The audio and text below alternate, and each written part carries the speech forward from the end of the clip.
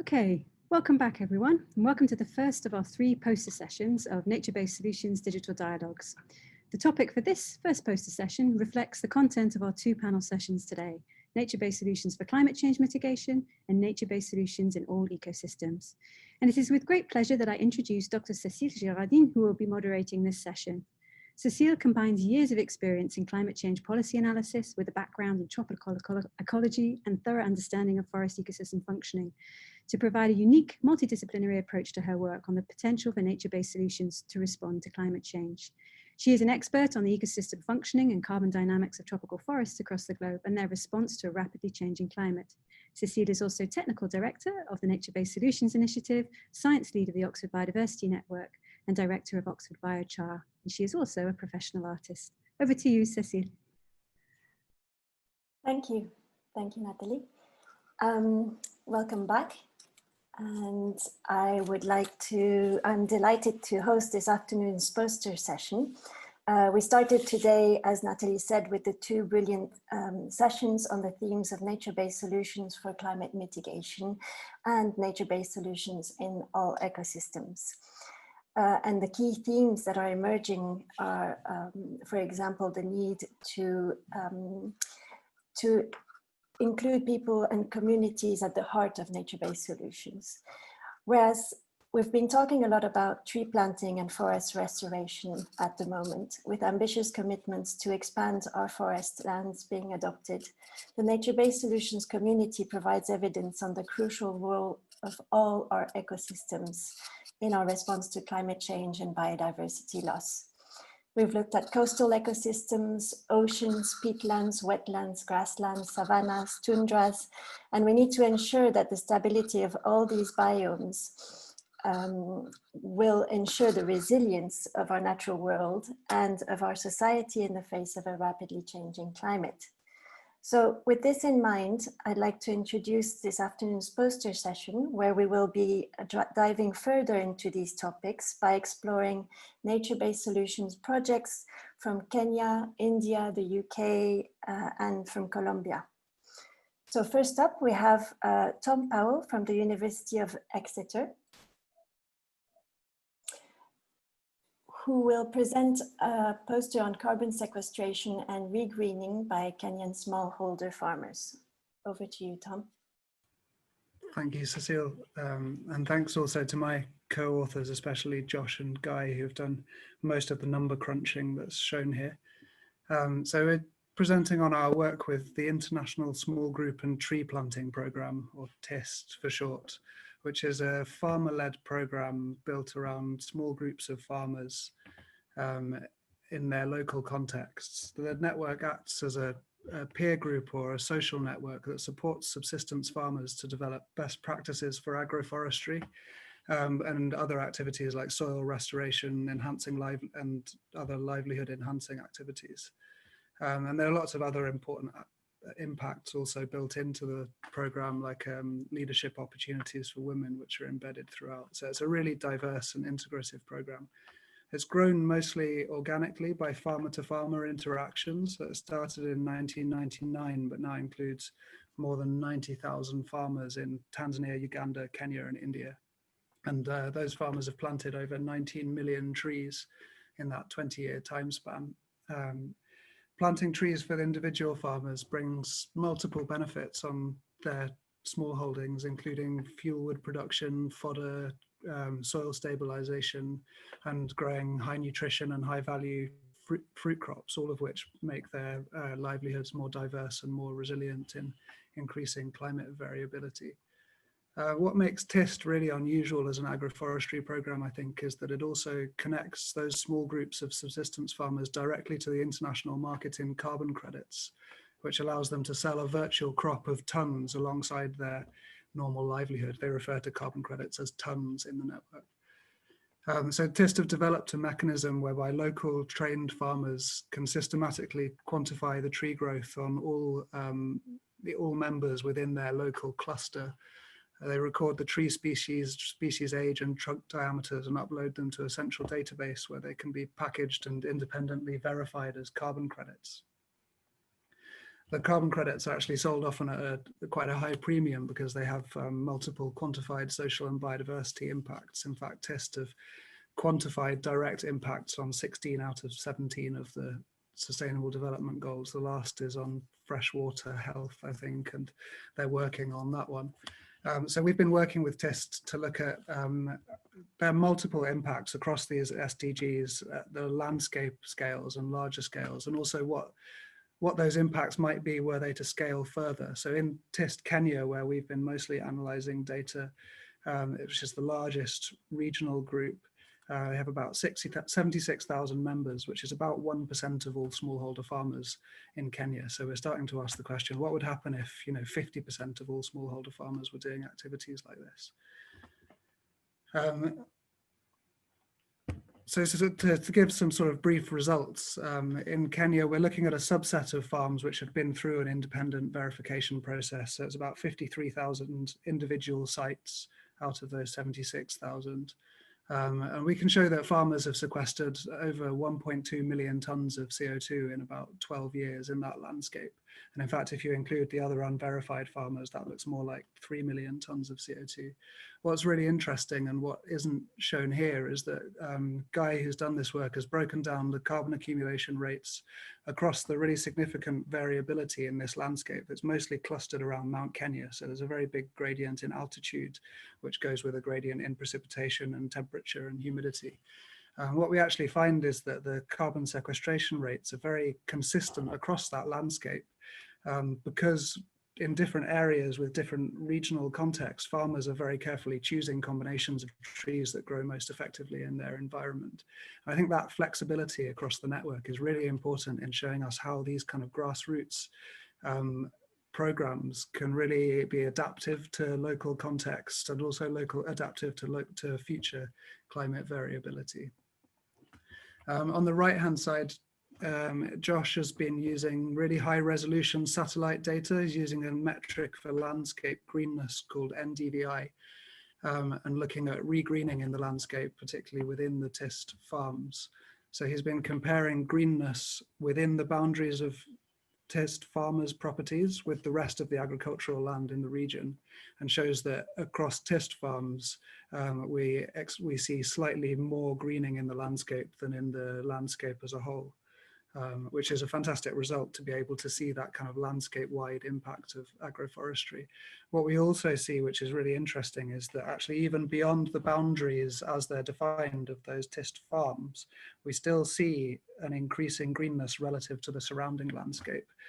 So it's indicating that this is not just the impact of planting trees specifically, but there are other things going on around this network, which mean that there are greening effects spilling over from these farms into the surrounding network. So this is just a sort of subset of questions we're looking at with TIST, but it's a really exciting network and incredibly rich in 20 years worth of data that's allowing us to understand its impacts. I think that's probably my 5 minutes, so I'll finish there. Thank you. Thanks, Tom. I'll ask you a quick question now, and then later on we'll discuss, and I'll have more questions from the panel. Sure. I'd like to mention to everyone that all the posters are available on the website. So if you want to have a closer look in your own time, please feel free to go.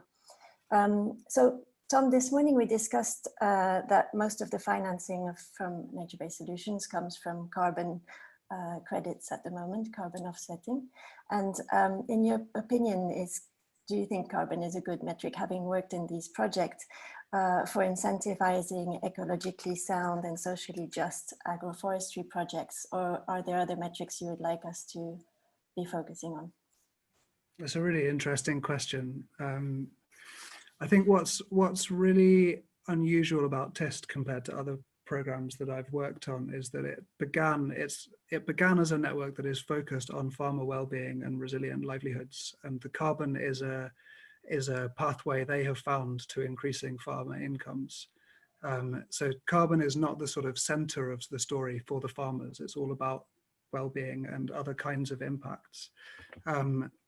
Having said that, TISTA are really proud of being the first organization to have their carbon credits verified as VCS and CCB, and that CCB accreditation is very, very important to them to be able to get a higher premium for their tons, which brings more income for the farmers. So there's a very clear value there. And we're working with them and with Vera on a new landscape scale accreditation system called SD Vista, which is based around the Sustainable Development Goals structure. So it really seeks to much more explicitly quantify kind of multi-dimensional impacts of these programs and say, look, this is, yes, it's sequestering carbon, but the real value here is that it's doing something much, much more. Okay, great. I'll have more questions later. Thank you. Thanks, Tom.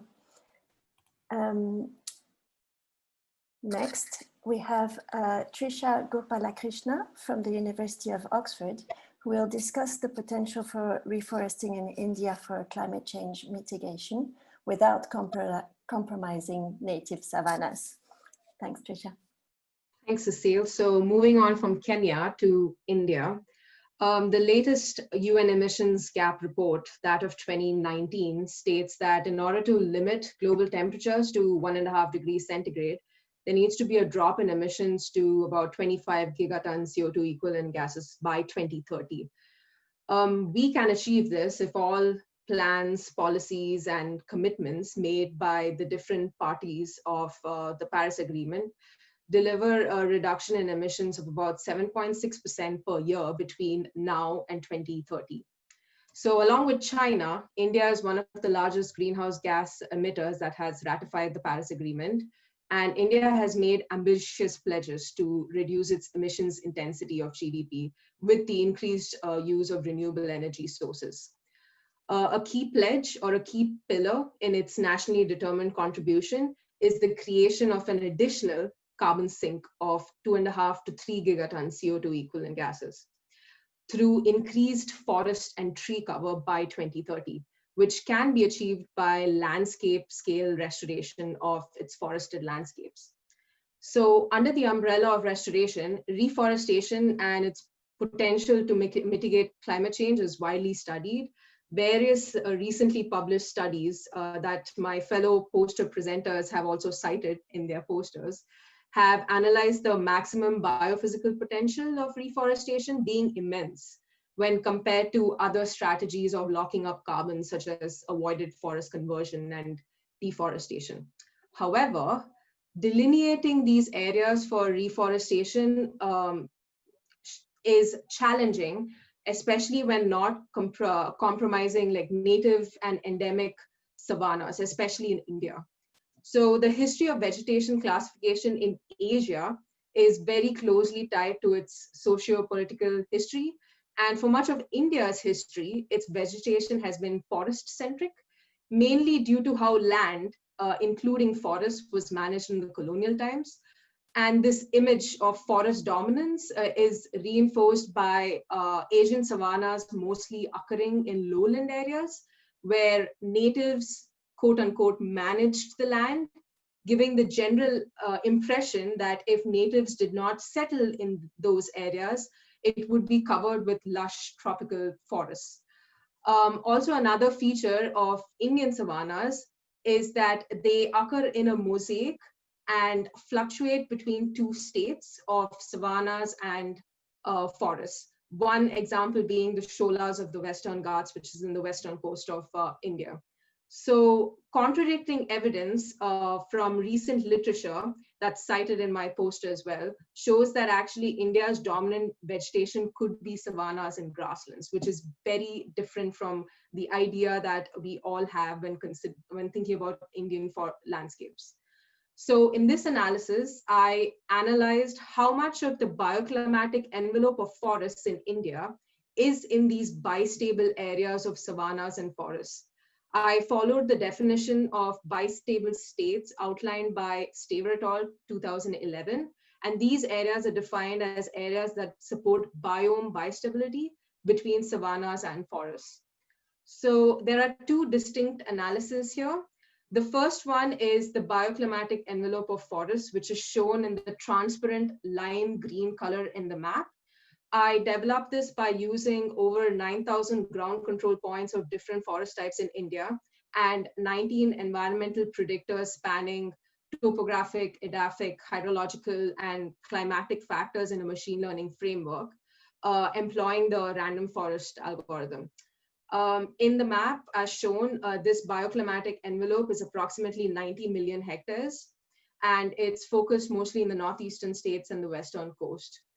I must say that these areas include currently forested areas and even degraded forests that are being used for shifting cultivation.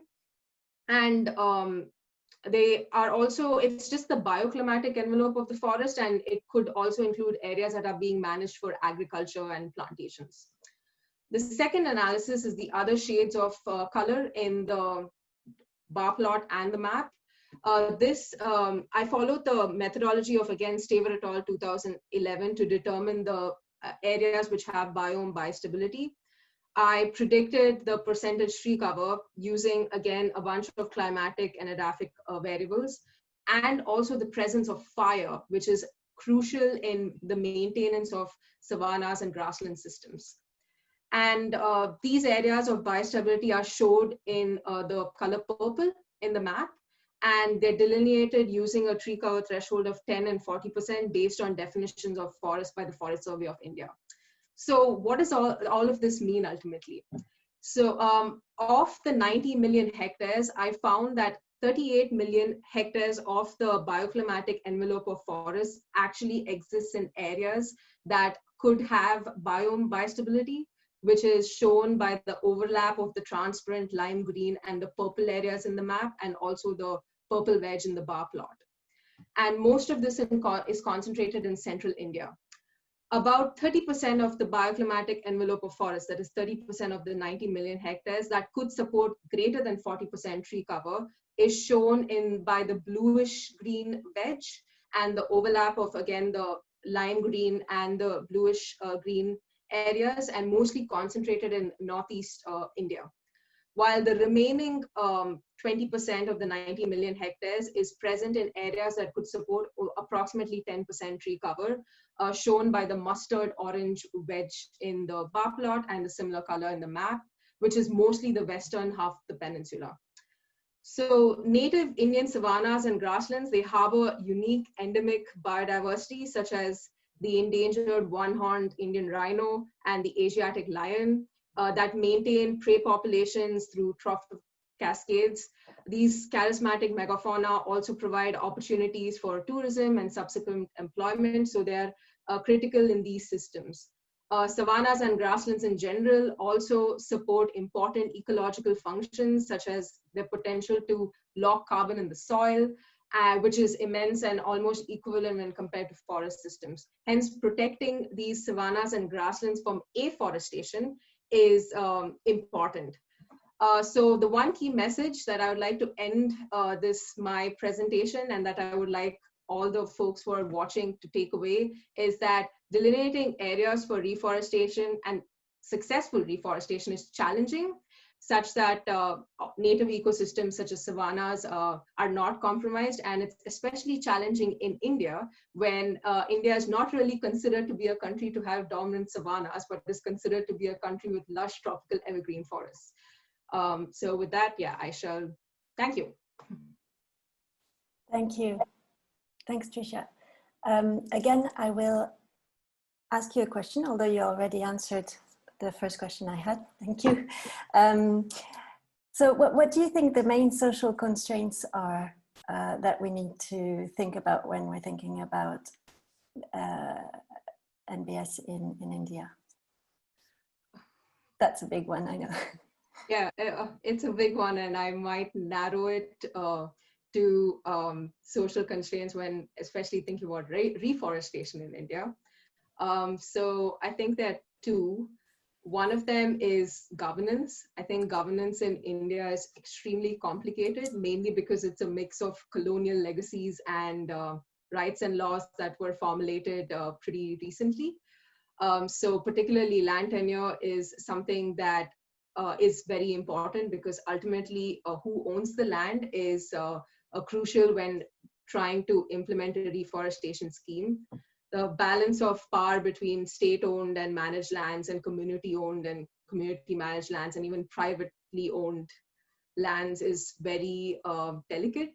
So it varies by state, which is another problem because each state has its own rules. So that's, I think, one of a constraint, or at least a challenge that we should keep in mind in the Indian context. And I think the second social constraint, crucial, is just existing use of land, especially for agriculture. Many of the communities and tribes are traditionally farmers, and they take great pride in the crops that they grow and how they manage their land. So thinking about approaching them with ideas of reforestation is very tricky, because it is something completely, it probably something that they've never even thought of, or why would they even think of it, especially when they know that they manage the land for agriculture. So I think, yeah, off the top of my head, those, yeah, would be some important social constraints. Thank you. Thanks so much, Trisha. Next up, we are going to Kenya, where Kevin Mganga from the Southeastern Kenya University explores the potential for indigenous grasses for the restoration of degraded African drylands. Over to you, Kevin. Thank you so much, Cecile, for this lovely introduction. Can I be heard well? Sorry? Can I be heard well? Yes. Yes, good. Thanks a lot. So I will try to briefly discuss a potential strategy which can be used by local communities inhabiting dryland environments in Africa to restore degraded ecosystems.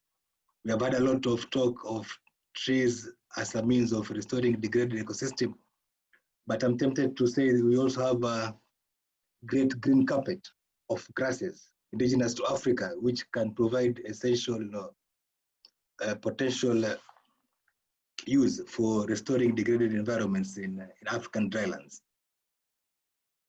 So for this particular poster, I like to present what I've done with the communities back at home in Kenya, where we are trying to establish the potential of indigenous grasses in Africa, which can be used for restoring degraded areas, mostly because of aspects of overgrazing in the African rangelands, and also poor agricultural practices amongst agropastoralist farmers. And as you might be aware that in Africa, around 60% of degradation has been attributed to aspects of overgrazing, and around 20% to poor agricultural practices. So that's a whopping 80% of the causes of degradation in these environments, being overgrazing by livestock and poor agricultural practices by the farmers.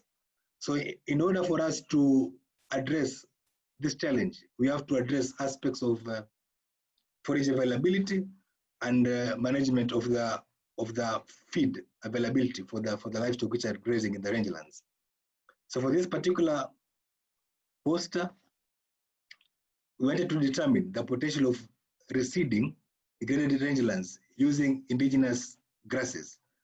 And for this particular experiment, we chose 3 species: Sencra ciliaris, Anthropogon macrostachys, and Eragrostis superba.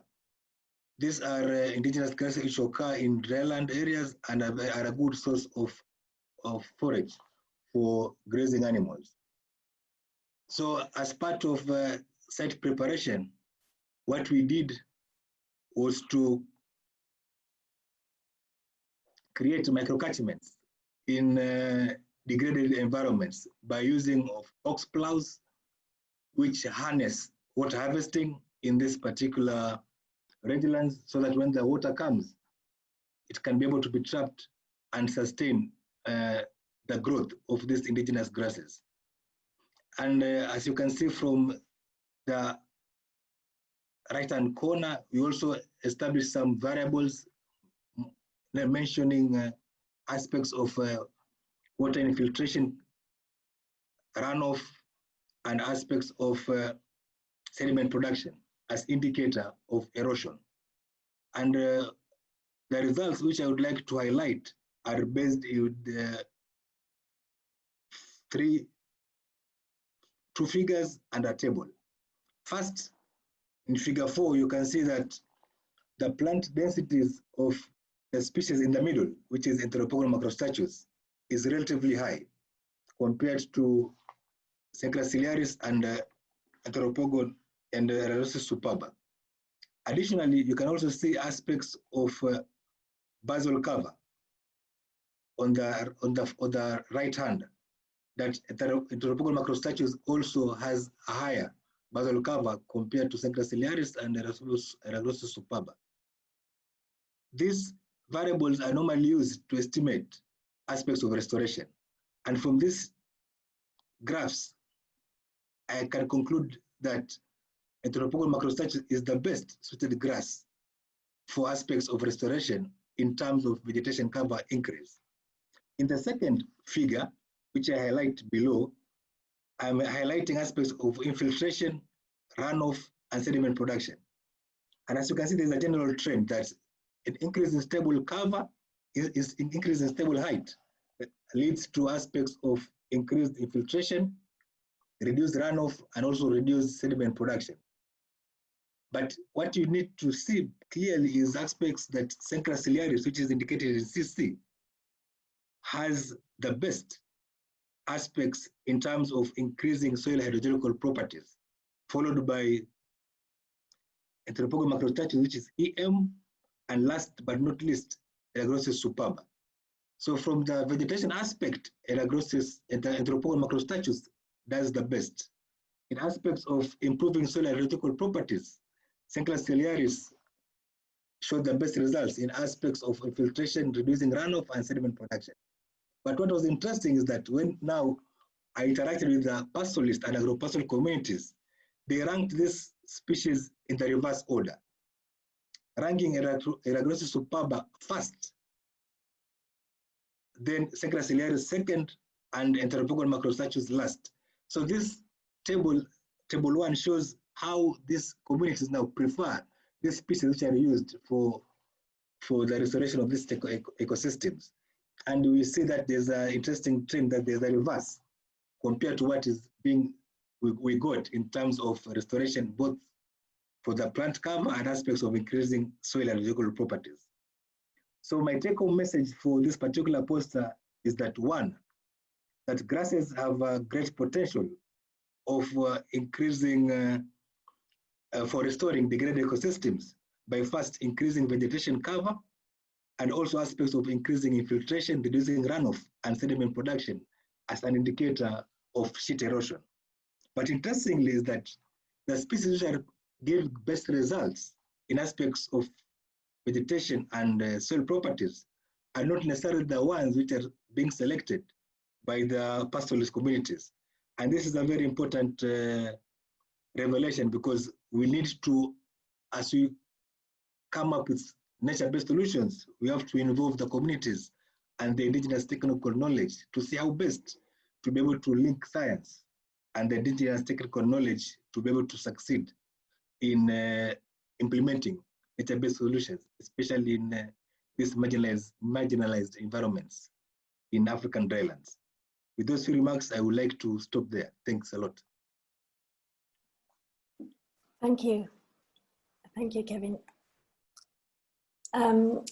That's really interesting, and I love the interface between science and indigenous knowledge, of course. My question actually is a little bit outside of what you just presented. I was just wondering if you can give us a few insights on the roles of megafauna in maintaining these grassland ecosystems. Thanks a lot, Cecil. Yeah, in maintaining this grassland ecosystem, the megafaunas play a very big role, because they contribute in aspects of nutrient cycling and also aspects of breaking some of the dormancy in some of these grass species, which might be of experiencing the seeds which normally are used for restoration. they might break the dormancy of these particular seeds and thus enhance aspects of the establishment of this particular savannas. In addition to that, the aspects of manure, they actually give a lot of biodiversity hotspots, which actually also contribute to aspects of nutrient cycling, which can again be a contributing factor to success in nature-based solutions in these environments. So most people might say that overgrazing of these mega herbivores is a challenge, but if managed well, can also be a tool for successful nature-based solutions in collaboration with the grass reseeding technology. Thanks, Kevin. Yeah. Next, Thomas Murphy from the University of Plymouth is providing insights into lessons for woodland expansions. Okay, thanks, Cecile, and thank you to all the organisers for the opportunity to speak today. It's a real pleasure. So first of all, I'm going to speak to you about my research, which is essentially looking at the impact of or the potential for the natural colonisation of oak woodland in the upland pastures of the UK. So as we've all been talking about, woodland expansion or re-establishment is a nature-based solution which is increasingly advocated as a means to mitigate anthropogenic climate change. However, increased tree planting, as we've discussed earlier today, has the capacity to impair a range of ecosystem services if it's not done properly. And consequently, nature-based solutions, natural colonisation of trees is frequently suggested as a cheaper, more environmentally sensitive alternative. Yet where and when we can rely on this natural colonisation is still poorly understood. And this is a big drawback considering its potential application. So my study system is the UK uplands. So these are largely pastoral agricultural areas with a very low portion of tree cover currently. And across many of these areas, severe soil compaction combined with precipitation increases associated with climate change represents quite a serious threat to downstream communities via flood risk. And upland Atlantic oak woodland, and so you can see a picture on the poster, is a potentially rapid soil recovery mechanism in some of these degraded pasture slopes. So these woodlands are of significance due to their specialist flora, but they're highly fragmented in many of these UK upland areas. And we know surprisingly little about what shapes their establishment outside the woodland and in open pasture sites. So with this in mind, my study had two main questions. First of all, what is the capacity for the natural establishment of oak saplings outside the existing woodland edge? And what's the impact of upland livestock grazing on oak recruitment density, but how does this change with sapling age and surrounding vegetation? And there's surprisingly little known about this. So the location for the study was Dartmoor National Park. So this is in the UK, in southwest England.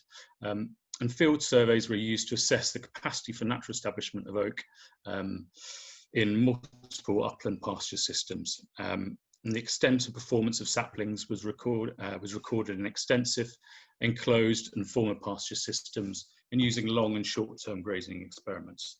So in terms of the results, you can see figure 1 with the blue bars. Basically, we see that the natural colonisation of native oak, UK native oak, is very poor or very limited away from the woodland edge. So the majority of colonisation occurs within 20 metres. And in figure 2, we can see that oak colonisation saplings basically rarely survived past 8 years old, where pastorals, where there was grazing was heavy. And you can see that contrast quite dramatically with the white bars, which is where there's no livestock grazing. You can see oak saplings survived and there was no decline with age. So in grazing exclusion experiments, we found no reduction in the density of the youngest oak saplings with the absence of livestock grazing. Indeed, if you look at table 1, you can show that it shows that whilst there was a positive impact of protective vegetation cover on the height of oak saplings aged between 4 and 7 years old, there's no significant impact on the youngest saplings, so those aged between 1 and 3. So in a sort of a brief conclusion, essentially natural establishment of UK native oak is severely limited outside the existing woodland edge, which is quite small already. Consequently, strategic, and that's a key word, strategic and targeted placing of mixed species planting schemes may be required for rapid soil recovery and climate mitigation. So we show that moderate livestock grazing is compatible with initial establishment of oak trees, but these require, but then they require a temporary absence of grazing to ensure their subsequent survival. And results show that whilst there is a conflict between pastoral agricultural practice and native woodland establishment, improved understanding of these life stage specific requirements can be used to minimise the conflict. So these life stage specific requirements within land management more widely may help us refine and minimise these environmental and societal trade-offs which are likely to associate woodland expansion, and also the sensitive application of other nature-based solutions. So anyone, I'd say thank you for listening. It was very brief, but I hope you enjoyed it, and are there any questions? Thank you. Thanks, Thomas.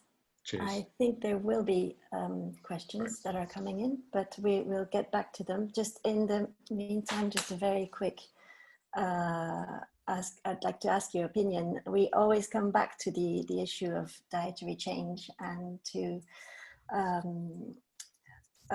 focusing primarily on a plant-based diet. Do you think that would have a significant impact on woodland expansion in the UK? Yeah, definitely. I think a diet's crucial. You know, if you look at the UK uplands, well, actually, it's quite interesting because actually in the UK uplands, our diet is, the majority of agriculture there is actually not for consumption. It's simply for, it's simply there for, due to subsidies. So actually, I think the UK is quite an interesting, bit of a unique take on that. But I think definitely, I think a changing diet is probably going to sort of clarify the sort of clarify some of these subsidies for agriculture and maybe shine a bit of a spotlight on what they are. And I think that can only be potentially positive for nature-based solutions and effective mitigation of climate. Thank you. Thanks. Cheers. Thanks, Thomas. Thanks. So for our final talk, we have Dr. Diego Navarrete from the Nature Conservancy. Let me put that on. Who is taking us to Colombia, where he specializes in the mitigation potential of natural climate solutions. Thank you, Cecile. And well, good evening, everyone. I'm going to briefly present you the preliminary results of the maximum mitigation potential of natural climate solutions in Colombia as part of the NCS for NDC project that TNC is currently implementing in the country. And I want to start my talk with the latest report from IPCC on climate change and lands, which indicate that the agriculture, forestry, and other land use sector emits around 24% of total emissions globally. And this number is even higher in the tropical countries such as Colombia, where emissions from the follow sector increases to more than 60%, mostly from activities associated with deforestation and conventional cattle ranching. As we've seen during the first session today, natural climate solutions have the potential to provide more than 30% of global mitigation required by 2030 in a cost-effective way and help countries to meet Paris Agreement commitments.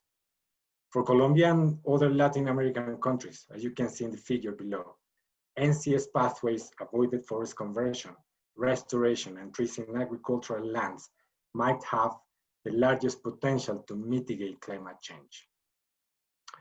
The NCS for NDCs project aims to increase the contribution of emissions reductions from the follow sector to meet Paris Agreement goals by estimating the NCS potential to mitigate climate change, and also to promote the inclusion of this NCS in the update process that countries are conducting right now to update the nationally determined contributions.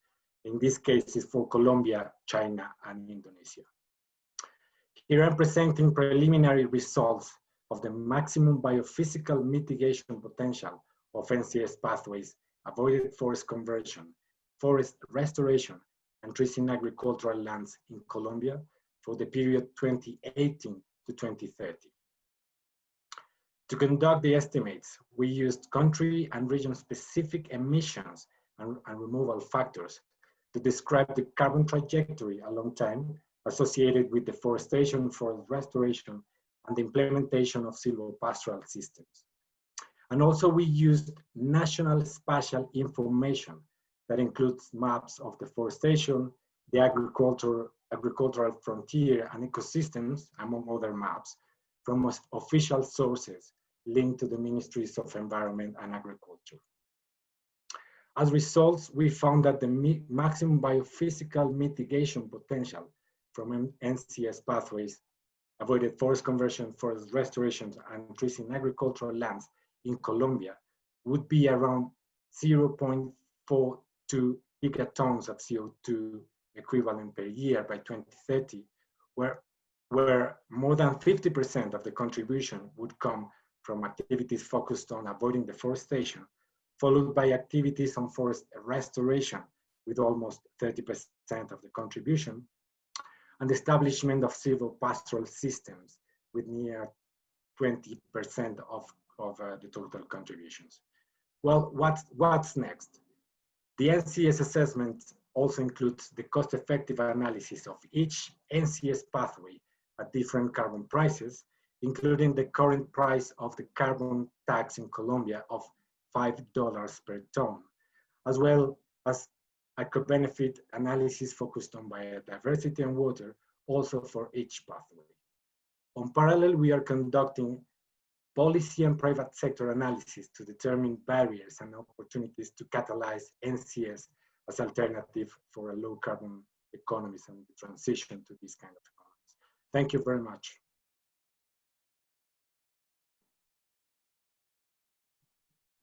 Thank you. I'm trying to, there we go, sorry. Thanks, Diego. My question is around, so I think the forest restoration estimates you include here don't include afforestation, is that right? Yes. I was wondering what the extent of afforestation in Colombia is. And in particular, I think you may have seen that this paper came out earlier this month from Chile that was looking at the impact of Chilean forest subsidies on forest covers, carbon, and biodiversity. Yes.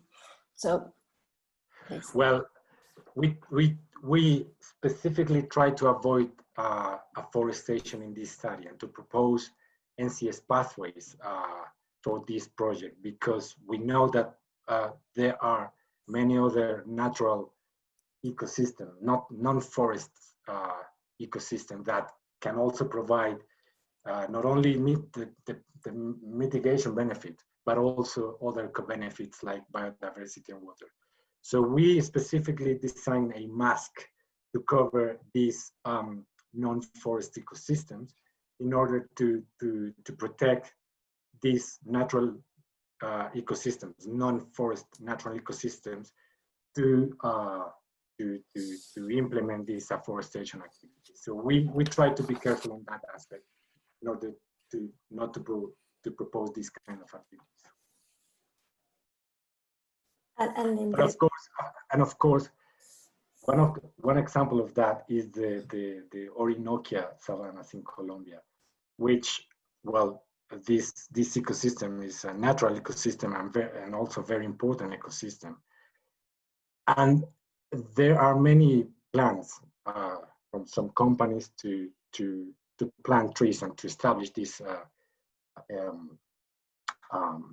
plantations in this area. So the idea would be to continue building these NCS pathways in the countries in order to show the country the potential of these non-forest ecosystems to mitigate climate change and also to provide a couple of benefits in biodiversity and water. Okay, great. Thank you. If you could all turn your cameras on, I think we'll have a discussion now. So I will start by asking, I've got a few questions from the audience, and I'll start with Tom. I will ask you several questions and then give you the floor to answer them, if that's okay. So to Tom, please, may I ask, how do you ensure permanence and additionality? The question is in your projects. Oh, let me stop sharing my. There we go. Sure. And I have another question for you. So what species are being used in the projects you're looking at? And finally, does increased productivities in these systems mean that you have a bigger water footprint? Thanks. I'll start with the species, I think, just because that's an easy one. So it's very context specific. In most cases, farmers and other test members are growing trees in their own nurseries from locally collected seed. So it really depends on what's represented in the ecosystems, sort of the background ecology of where they're living. That said, there are several species that you see crop up again and again and become dominant in different climates. So in drier climates, there's quite a lot of pine and cypress, some acacia. In wetter climates, a lot of grevillea, and the sort of common trees that are useful for fodder and other that sort of have multiple uses for agroforestry. And then increasingly spreading through the network, there are sort of particular high value fruit trees which are becoming really valuable for farmer livelihoods. So mango, export varieties of avocado, macadamia nut, those kind of things are becoming much more common. How to ensure permanence and additionality is a really interesting one. So, you know, that's something that these kind of very organically growing grassroots networks find very complex, I think. That's very, very interesting. You know, the level of literacy in these communities is reasonably high. Education is quite good. So TIST actually have a very comprehensive contract that that has been developed by sort of participatory approaches across the network, so to ensure that it really is understood and fits with the sort of pragmatic ways that people live their lives. Within the VCS verification, you can harvest about 5% of the biomass, standing biomass each year. But the trees have to be standing, I think, for 30 or 60 years from the top of my head. I can't remember which. So obviously there are sort of very long-term issues of permanence, and that becomes really complex around issues like inheritance as well. When, you know, if the father in a family dies and he was the one who had the relationship with the network, what happens to those trees? Are they still included? So those are things that they're grappling with. I think they, you know, there are sort of ways of being fairly conservative about your estimates across the network that do assume that, you know, sometimes someone will need to cut down their trees for whatever reason, or they just will. But generally speaking, it's well understood that that people are making an investment in the long term.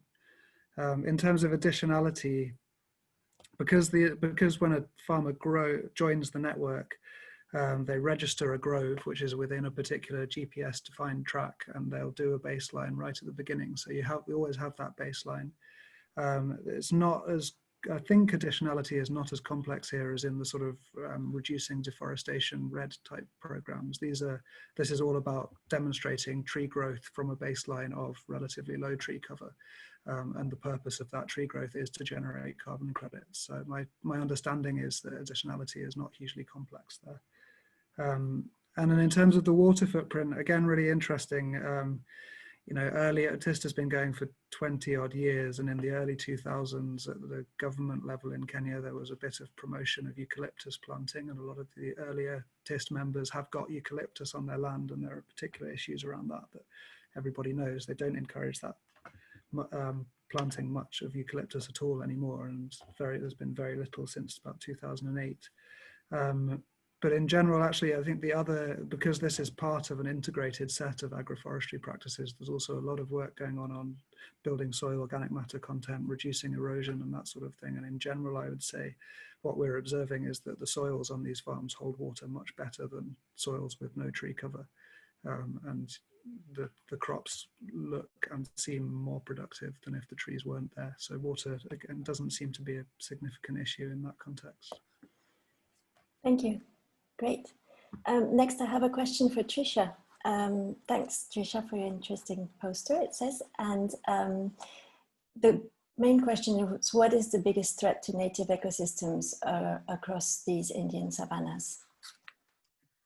There are a lot of studies that are looking into expansion of agricultural land conversion, and mostly conversion of these savanna systems in India, mostly for ag and for urban settlements. So I think that's one of the main issues when it comes to Indian savanna systems. And even the remaining savannas and grassland systems are classified in classifications such as barren land and wastelands, which is an actual category when in land use and land cover classification maps provided by the government, which gives totally different ideas.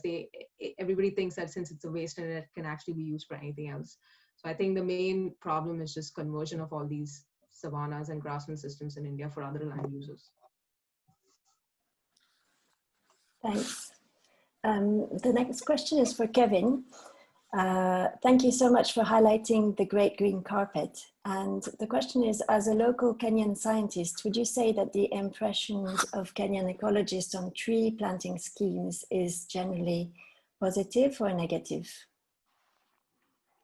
Thank you. It's a very interesting question, which I may not give a clear answer to it.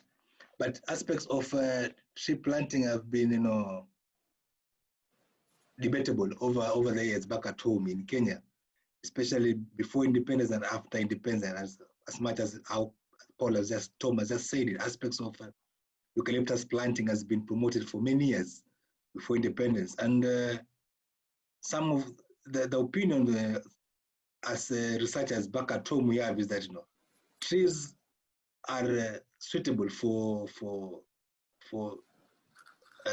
addressing some of these environmental challenges which you might be facing at the moment. But the aspects which should be very categorical is which species do we plant, first of all, where are they planted, and what are the strategies which will ensure that whatever we introduce in this particular ecosystems will not actually disrupt the ecological integrity of this particular environments. So, for example, there are very many dryland forests which have indigenous tree species. So if those ones are degraded, then aspects of restoring them with the indigenous species might be a viable option for that. But debatable are aspects of converting, savanna and rangeland ecosystem into massive tree planting aspects have been seen to be very controversial and also might a bit affect, for example, aspects of the water hydrological cycle, because lowering the water table and that thing. And that's why for my particular post, I'm trying to promote the green carpet, because grasses you use less water and can be able to store much more carbon in this particular ecosystems compared to trees. So it's a very delicate balance of initiatives which you need to address very critically to be able to come up with long-lasting solutions. Thank you. Thank you. And thank you all to all our speakers. I think we have run out of time. We could go on and we could continue this discussion. I think it's been amazing to see insights from projects from all over the world. And please remember that you can view all these posters on the website. And I'd like to thank you all again for spending the time to make these amazing posters and to present them here. Thank you. Bye.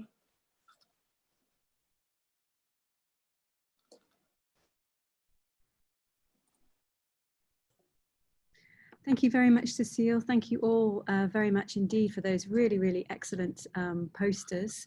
Thank you, Tom, Kevin, Thomas, Trishna, and Diego. Thanks for sharing your really excellent and interesting work. It's really good to be grounded in research and case studies in the field. We're going to have a short break now, just 5 minutes, before introducing Luc Bass, who's going to provide some reflections on the day and from his perspective in his Europe IUCN role. So we're just going to leave you for about 5 minutes and welcome you back at 6 o'clock British Summer Time. Thank you.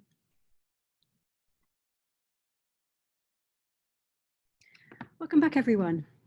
Now to reflect on all that's been discussed and debated today on our first day of Nature-Based Solutions Digital Dialogues is Luc Bass. Luc is the Director of the IUCN European Regional Office in Brussels, representing IUCN towards the EU institutions and providing leadership and guidance for all activities undertaken by the IUCN government and NGO members within the European context. Prior to this, Luc was European Director of the Climate Group in Brussels, working with business and governments to reach more ambitious EU climate policies. Earlier in his career, he worked as an advisor on international sustainable development policies for both the Belgian federal and Flemish governments. Thank you so much for joining us this evening. We are very grateful to have you here. And over to you. Please share your screen. Thanks, Natalie. Thanks for the kind introduction. And thanks also for the challenge to try to excite people after such an amazing afternoon of incredible information and knowledge that was shared. So I'll try to be a bit less technical and observative and reflective. I will also not even claim that I will be able to wrap up the session because it's so rich that that is actually an impossible task.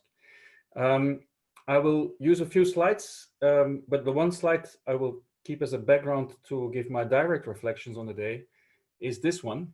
And if I'm not mistaken, I was tuning in and out a bit and I had a colleague, of course, also checking, but I think the slide, my first slide may not have shown yet, although everybody knows it, but it's on purpose and I will try to get that on the screen now. That's not helpful. Let's see.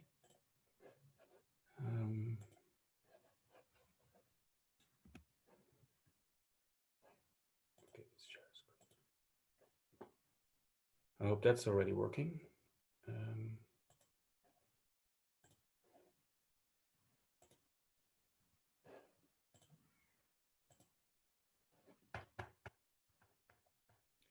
Okay, I think, and I hope that this is working now fine. Can someone confirm that? Hi, Luc. We aren't able to see your slide, unfortunately. Okay. We do I'll have your try slides. again. You can share them. You can try again, and if that doesn't work, we can easily share the slides Yeah. that you sent earlier. No problem. Okay. It's maybe I have too many screens here. I think that's the problem. Is there anything up now?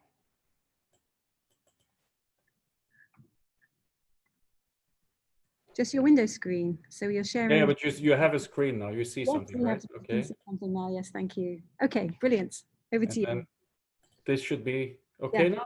All good. Excellent. All right. And it stopped again. I don't know what's up. I think I've got a challenge with my external monitor here. I'm sorry for that. Yeah. Okay. Sorry.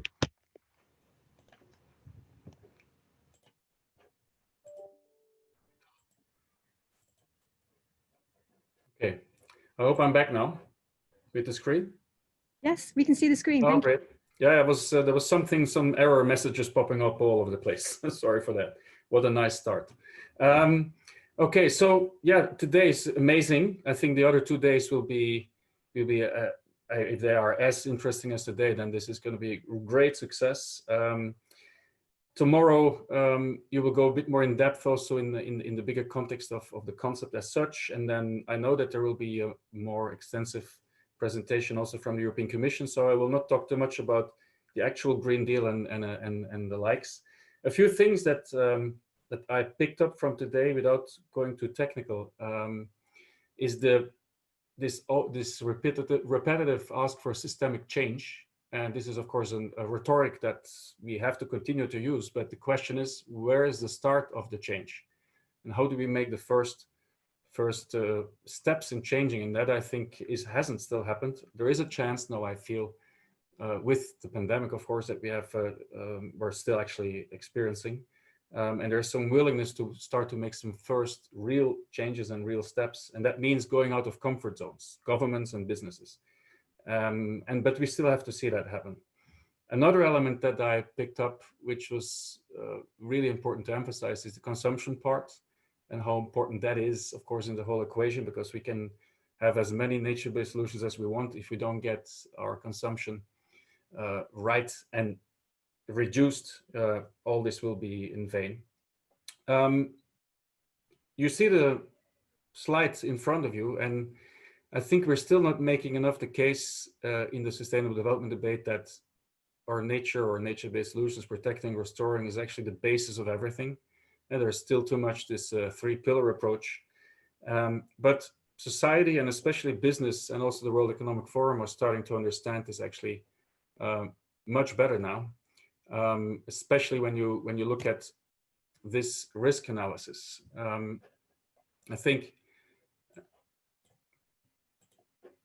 that if you look at this and look at the difference between 2010 and 2020, how much more attention and how much more understanding there is on the risks of damaging our natural environment and the biodiversity loss. This is just amazing, and especially amazing because this is not coming from the nature conservation community. This is coming from the World Economic Forum, and I think we have to see more of that. And I think one of the biggest challenges is to get out of our bubble. I heard a lot of great information and knowledge today, but I think it's really a language that we speak among each other and we understand, but it gets much more difficult when we duplicate that, when we talk outside of that bubble. So we have to get really smart on that front. An element of today that I would like to raise is this the need for the right concepts.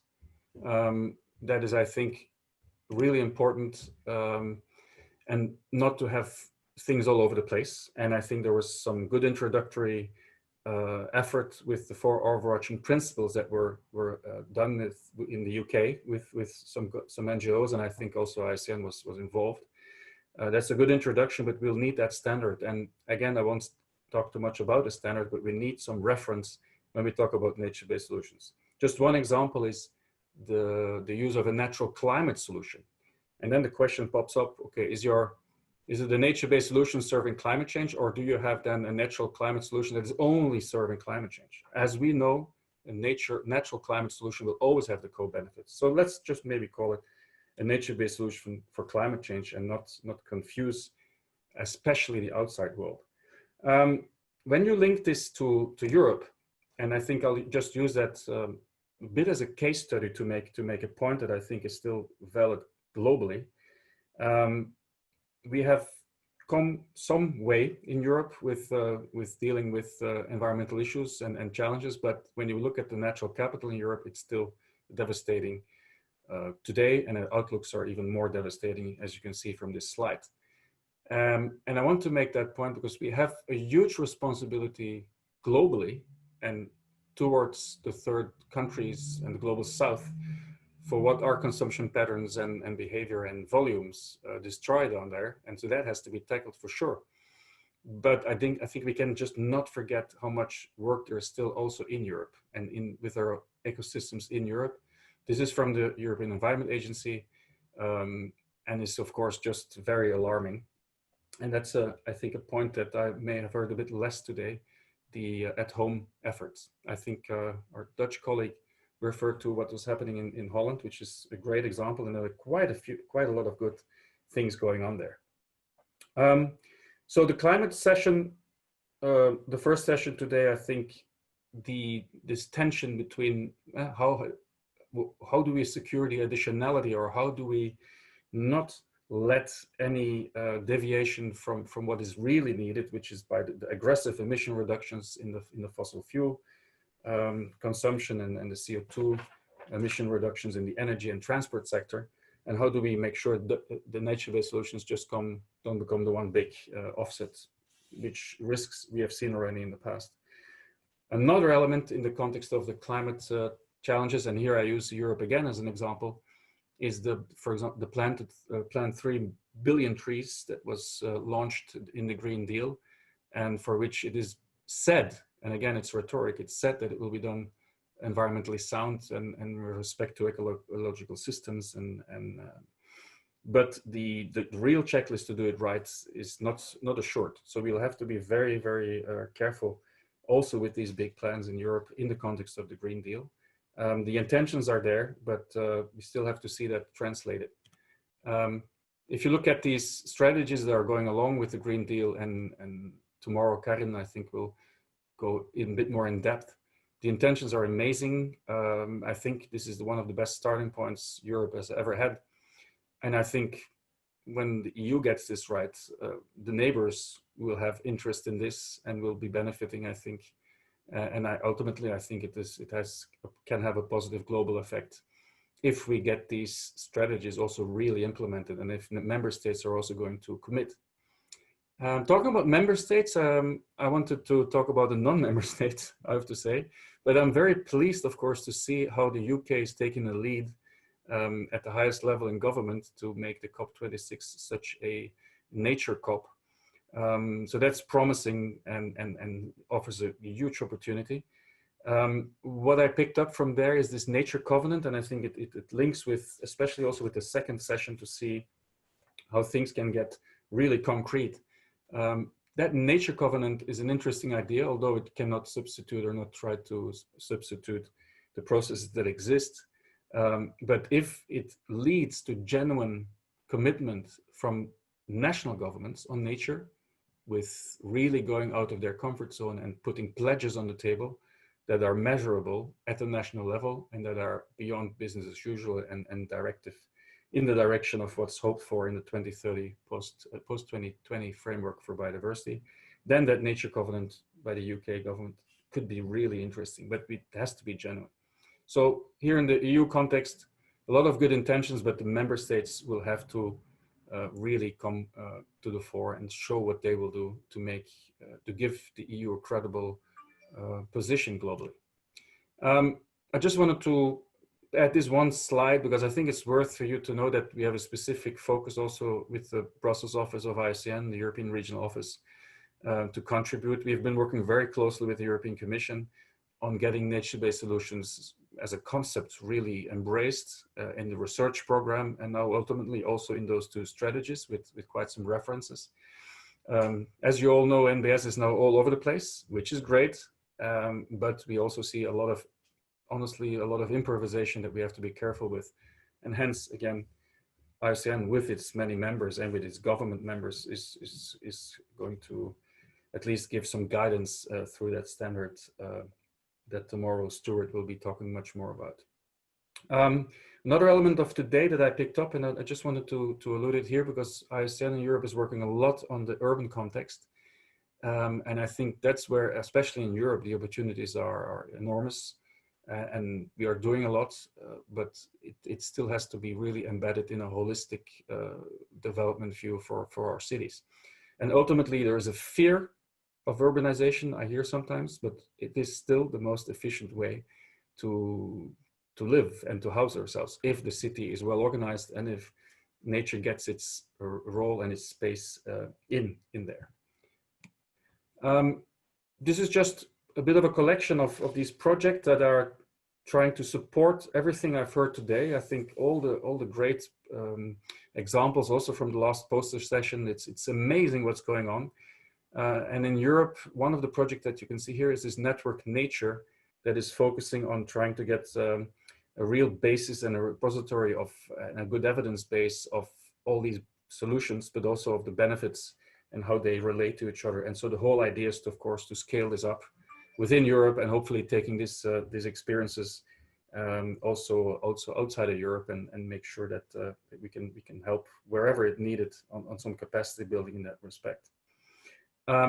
Another point you will see here in this slide is this we value nature, and this will be discussed, I understand, on the last day, where both financing and governance will be discussed. And of course, they're very much linked, and the one can't go without the other. And of course, it's the basis to make sure that we can scale up these nature-based solutions. We Value Nature is another project at the EU level at Horizon 2020 that is trying to promote the approaches of natural capital. There's one with businesses, one with governments, and ultimately this has to come together. And I think the Green Deal in the EU ultimately, with regard to nature-based solutions, will need a level playing field for valuing natural capital, because otherwise we will never see the investment case or the return on investment arguments. And we see this in the discussions at the European Investment Bank, where they have a climate roadmap that's being developed, but where they also struggle because there is not a system in which these nature-based solutions can make this investment case from, and yes, it's true, from a monetary point of view, but until further notice and before the full systemic change has happened, we are working and operating in that world. And I think we need to realize that. And again, on the third day, I understand that will be much more discussed. Maybe to conclude, another element of what I heard today, both in the mitigation session as in the other ecosystems or all ecosystems session, is land use, obviously, and the basis for better land use to assure that you can really scale up nature-based solutions. And of course, agriculture is a main driver. And of course, in Europe, we all know that there is billions of subsidies that are not used the way they could be used. And this needs to be discussed, of course, with farmers. And I think the criteria, both the principles that were developed already and the criteria and the guidance in that standard that the ICN is launching later this month, will inspire and hopefully can inspire a better agriculture policy in Europe and abroad. And of course, all related into the trade challenges, which was one of the other points I heard today, that of course NbS needs to be looked at also in what trade opportunities, but potential also distortions could hamper the implementation. And in that context, just for your attention, I think it could be very interesting for all the practitioners that are dealing with nature-based solutions, and of course in the land context, not in the ocean context, which by the way, I think was today a bit less addressed, but maybe gets a bit more attention tomorrow. But there is a new report from ICN that has actually been bringing all these sustainable agricultural approaches together. And ultimately, such an approach should adhere to a minimum set of NbS criteria. So that's a report that that maybe I can share with you, Natalie, and for distribution. I think it's a good reference document, and it really points at the challenges that were already mentioned today. And then finally, I present this here, and I think it was mentioned today as one of the central activities of many countries, but of course facilitated by IUCN and the German government, is this Bonn Challenge pledge on forest landscape restoration, with an emphasis on landscape. Again, one of the elements I heard today in the sessions. This has been going quite well. There is, for the 350 million target by 2030, I think we're close to 200 million. So that is happening. This needs to be very well scrutinized, fair enough. And these pledges and how they are being dealt with also in the decade of restoration, of course, and where they can contribute, need to be, of course, in line with what a nature-based solution is to be or meant to be. But you'll see in red down there that there is not a single pledge from an EU country anymore. And I'm saying it like this because we used to have a pledge in the Bonn Challenge from Scotland. So, but unfortunately, I cannot say anymore that there are any pledges from the EU. So there's literally not a single one. And this is really hopefully something that in the new context of the Green Deal and the promises made on restoration, even on legal and binding targets on restoration in the EU to be set, who knows when, hopefully very soon, but it could take 2 or 3 years until they're really being agreed.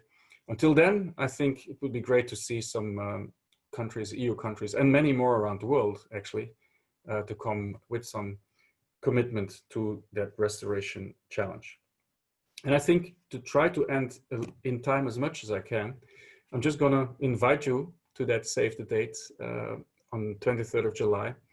And I think I close here with what you all know, of course, is global standard that we hope that will be of help to anyone who is, on the one hand, executing nature-based solutions. But I think what might actually be even more important is to convince the other sectors, the sectors that need to embrace this, the farming community, the forest community, and of course, those that have the actual drivers in hand to really come on board, and that this is a helpful tool for the whole community to reach out of our bubble.